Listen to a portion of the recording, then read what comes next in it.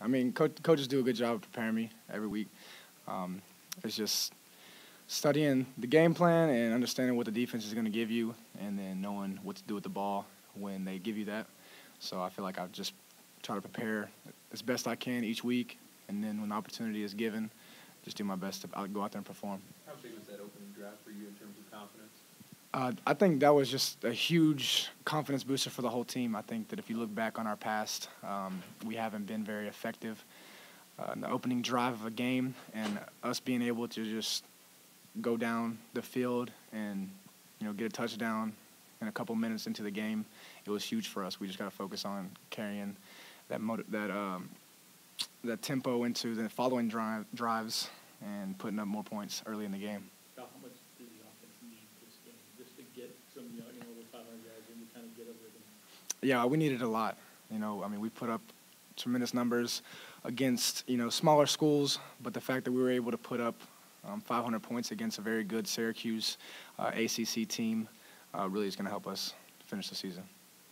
You talked about preparing. How hard is it for you to prepare when, from game to game or even within a game, the person under center tends to change a lot? How mentally tough does that make it on you as you go through your preparation? I don't think it's very tough.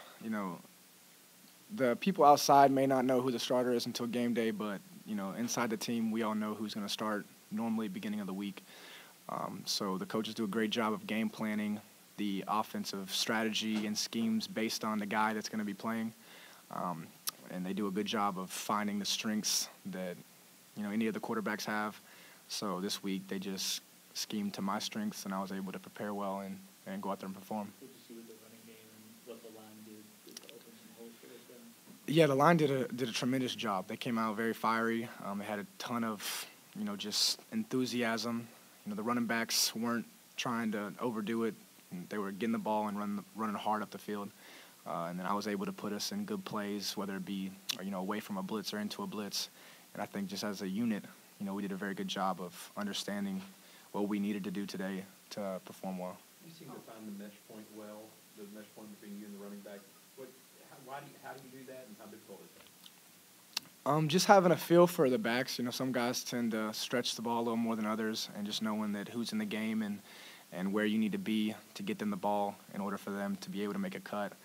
We do a lot of work throughout the year and throughout the season with run timing, just, understanding our mesh points and where we need to give them the ball in order for them to perform. How often are you changing plays, Kyle?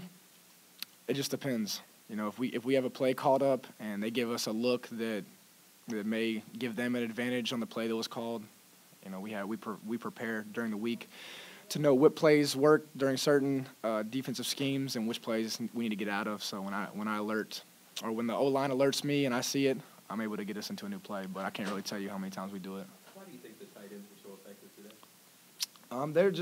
They're great athletes, and when they're given the opportunity to perform, they always do well. So it's just a matter of us getting them a chance to go out and make plays. He says that he anticipates you starting again next week. Do you feel like the rest of the way the job is kind of yours to lose, so to speak? I'm just going to come in each week and prepare like I'm the starter, regardless of who's starting. It's a coach's decision based on who we feel like is going to give us the best opportunity to win. So, if it's me, I'm thankful for it. I'm just going to keep being hungry and pushing forward. Taking nothing away from Jackson or Bonham, great athletes, but your style seems to fit into what I like to call the Petrino pattern of things during the game. I think that all of us have the ability to perform well. I just think that with experience and understanding the football game, I've really tried to focus on knowing, where to go with the football, where our matchups are, who has the one-on-one advantage in certain coverages, and whatever defense they give us. So, I just go out there and then whatever the play call is, I just go to my reads.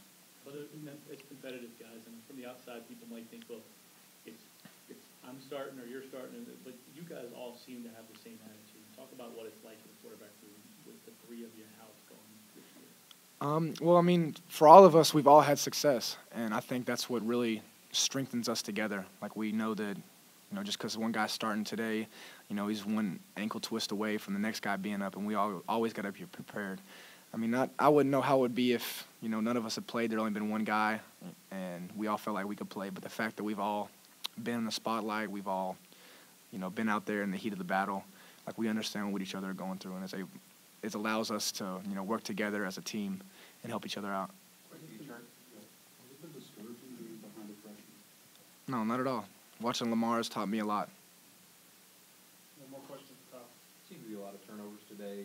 Both teams had trouble hanging on the ball. Any idea why? No, I couldn't tell you that.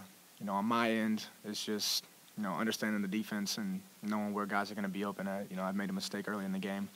But luckily I was able to, bounce back from that and not make any more. But when it comes to holding on to the football, we just got to understand that, when we're about to get tackled, we got to put two hands on the football.